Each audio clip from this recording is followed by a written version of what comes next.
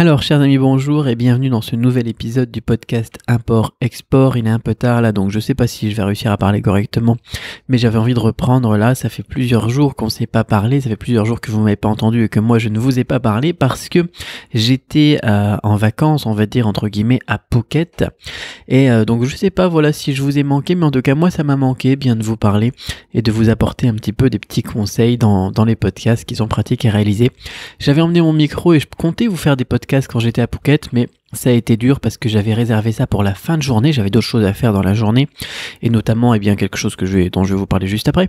Et du coup le soir, c'était un petit peu dur, voilà, quand on a fait 3, 4, 5 plongées, qu'on allait voir 2, 3 îles dans la journée, etc.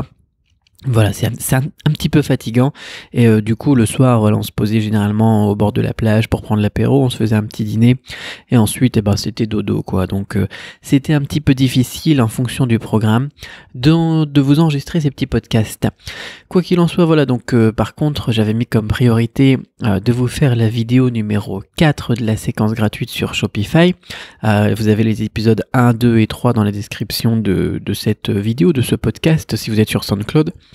Et là, vous allez pouvoir être content parce que ça va sortir dans quelques jours sur la chaîne YouTube. Je suis actuellement sur le montage, donc si vous êtes sur YouTube, activez les notifications, abonnez-vous si vous êtes sur YouTube ou sur SoundCloud ou sur iTunes d'ailleurs. Abonnez-vous, vérifiez que vous êtes bien abonné et que vous avez les notifications d'activer parce que dans quelques jours, j'espère que je vais réussir à sortir ça, donc je pensais aujourd'hui mais ça va être un petit peu chaud, donc très prochainement, vous pourrez voir cette fameuse vidéo numéro 4 sur le choix des produits à mettre dans votre boutique Shopify une fois que vous avez la structure et la niche de définie. Alors quoi qu'il en soit, voilà, j'avais envie de faire le podcast du jour sur une thématique bien particulière qui est un petit peu WordPress versus Shopify, le combat du siècle, j'ai envie de dire, comme vous avez peut-être vu ce matin vers 5h du matin, on avait un combat que je n'ai pas regardé d'ailleurs, mais qui était surmédiatisé. Et bien là c'est pareil au final parce que ça va vite être expédié et vous allez comprendre pourquoi est-ce que Shopify va être le vainqueur. Alors j'ai vu ça encore dans un des multiples messages que je reçois tous les jours. J'étais en train de vider la boîte de la page Facebook achetée en Chine parce que les messages que je reçois sur cette page, je ne les lis pas. J'ai un filtre automatique qui envoie un message automatiquement à tous les gens qui m'envoient un message et qui leur dit voilà, si vous voulez me contacter, envoyez-moi un mail. Ça me permet.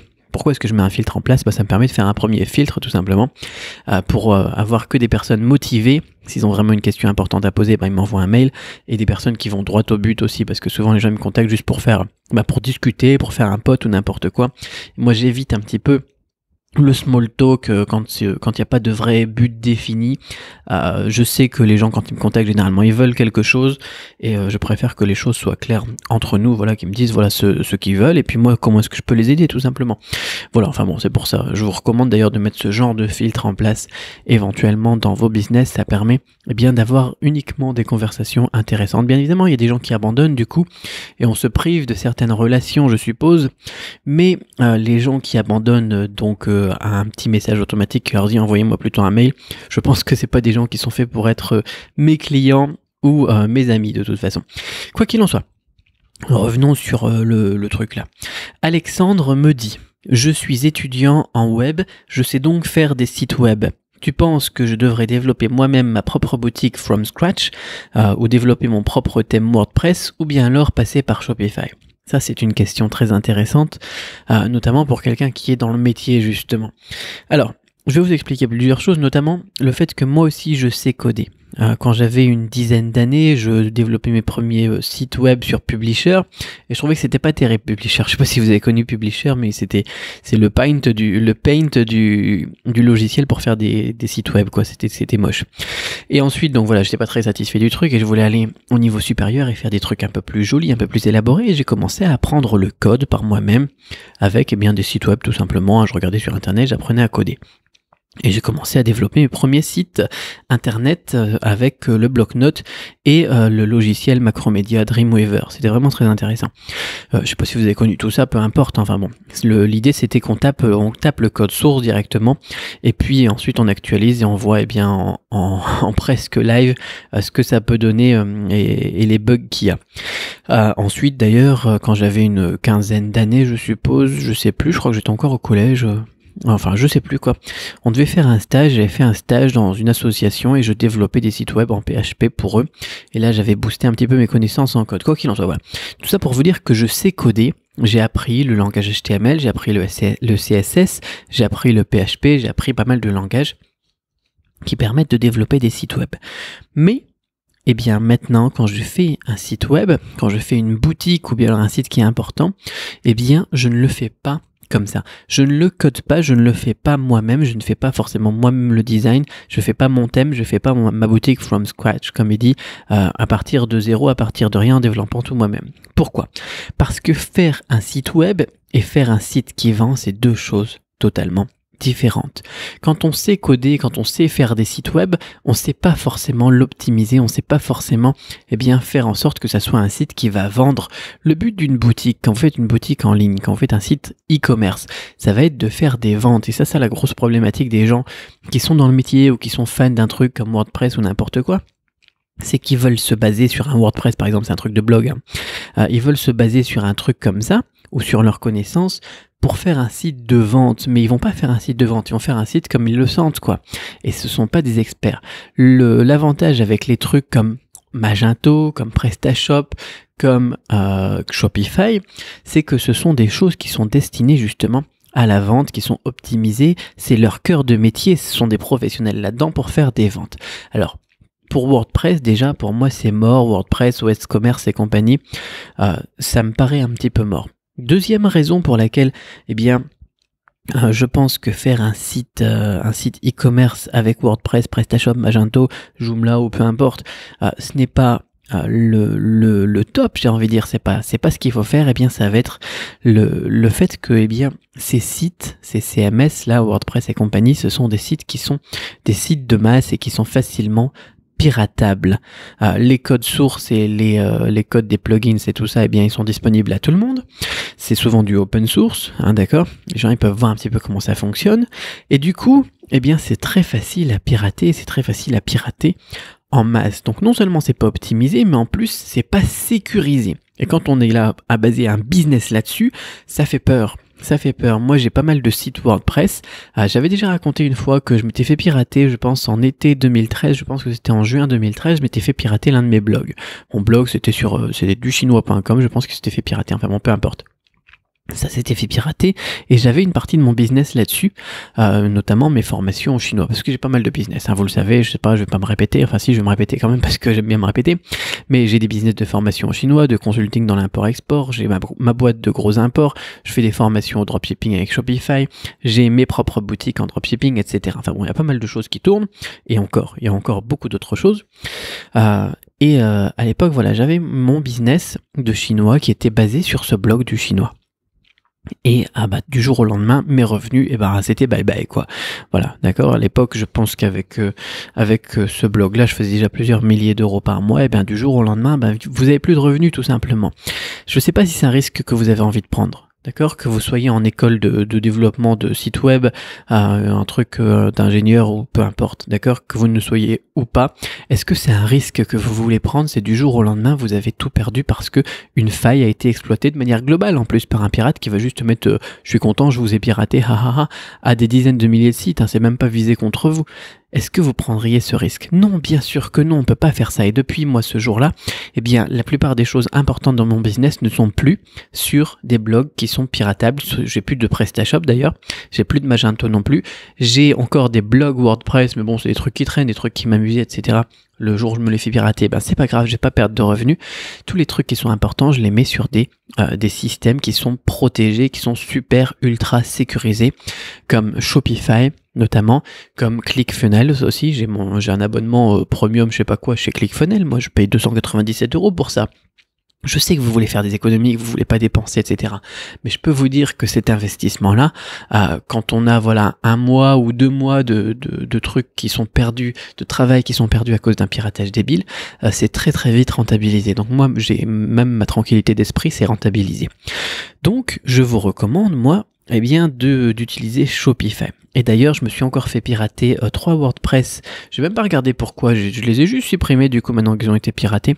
J'en ai eu 3 qui ont été piratés le mois passé. Mais c'est pas grave, voilà, c'est pas grave parce que justement, j'ai pas mis mon business là-dessus. On peut pas prendre le risque de faire ça. Et de toute façon, troisième point, je suis même pas sur le combien de points, attendez.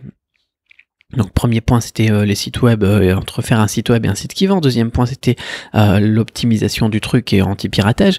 Et troisième point, eh bien c'est aussi pas votre cœur de métier. Le problème c'est que faire des sites web, moi j'adore aussi coder des sites web, c'est génial. Mais c'est super chronophage. Faire du design aussi c'est génial.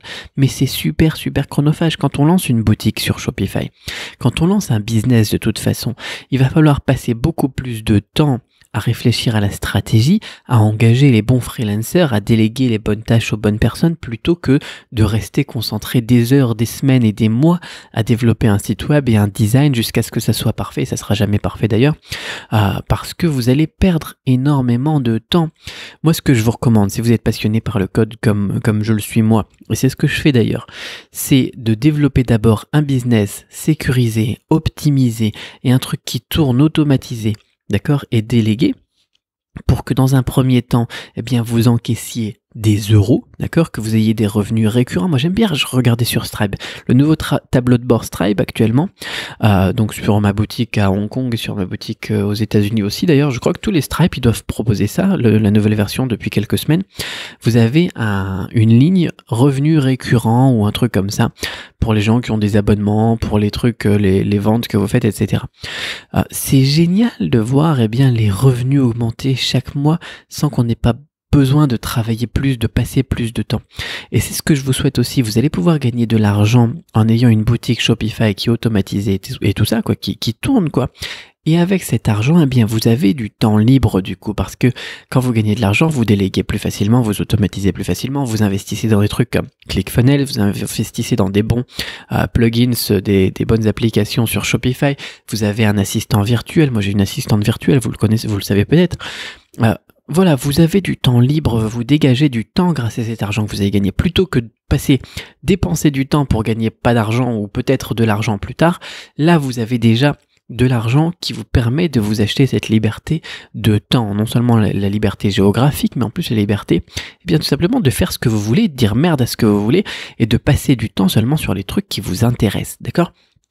Et là, si c'est ce qui vous intéresse, si c'est ce qui vous passionne, de coder, de faire des designs, etc., à partir de ce moment-là, eh bien, vous pourrez prendre le temps de coder, de designer, de faire des sites web, voire de travailler un petit peu sur le thème de votre Shopify, voire de créer un thème Shopify, on peut faire ça aussi, et de le revendre d'ailleurs par la suite. Vous créez pour vous, vous l'optimisez pour vous, ensuite vous en faites une variation et vous la revendez et vous aurez des revenus encore une fois récurrents sur Shopify en vendant vos thèmes sur Shopify, c'est tout à fait possible. Voilà, c'est cette stratégie, cette façon de penser, je pense que beaucoup n'ont pas, et c'est pour ça que beaucoup échouent, parce que ils veulent se concentrer sur des choses qui sont chronophages et sur lesquelles ils n'apportent pas de valeur. Concentrez-vous sur la stratégie de votre entreprise, sur la manière dont vous allez pouvoir répondre aux problématiques de vos clients, comment est-ce que vous allez pouvoir leur apporter des produits solutions, comment est-ce que vous allez pouvoir leur prouver que votre produit est la bonne solution. C'est la partie copywriting que j'évoquais dans la formation Shopify Quick Start cette semaine. Le fait, voilà, de passer votre temps à optimiser ce genre de choses, là, ça va être rentable, tout simplement. Eh bien, c'est ce que je vous souhaite de faire. Donc, Shopify contre WordPress, le grand gagnant, c'est forcément Shopify si vous êtes un entrepreneur. Si vous êtes un designer et que votre but, eh bien, c'est de faire des designs et des sites web, pourquoi pas WordPress ? Mais alors dans ce cas-là, eh bien, c'est pas pour créer une boutique, c'est pour faire un site, c'est pour vous faire plaisir ou n'importe quoi. Mais si votre but, c'est d'être un entrepreneur et de gagner de l'argent, eh bien, alors là, WordPress, on oublie tout simplement, c'est KO et puis c'est tout, c'est fini, tout simplement. Et il fallait pas passer tant de temps, des heures et des heures et des mois et des centaines de milliers de fils de discussion sur internet pour dire c'est lequel le mieux, c'est lequel le mieux. Vous faites une recherche rapidement, vous verrez beaucoup de gens quand vous cherchez WordPress versus Shopify, vous allez voir que ça va être des gens qui ont quitté WordPress, qui ont quitté Magento, qui ont quitté Joomla, etc., qui sont allés sur Shopify. Pourquoi ? Parce qu'ils se sont fait pirater. N'attendez pas de vous faire pirater pour aller sur Shopify, ça serait bête, tout simplement. Allez directement sur Shopify et évitez-vous ces soucis. Et si vous savez pas comment ça fonctionne Shopify, que vous savez pas comment configurer ça, que vous savez pas comment vendre, comment réfléchir à la stratégie, etc. Dans ce cas-là, vous allez à la formation Shopify Quick Start. Vous avez un lien dans la description de ce podcast, comme tous les podcasts à chaque fois. Vous allez jeter un œil, regardez au moins ne serait-ce que la vidéo de présentation, la page de présentation avec les modules et leur contenu.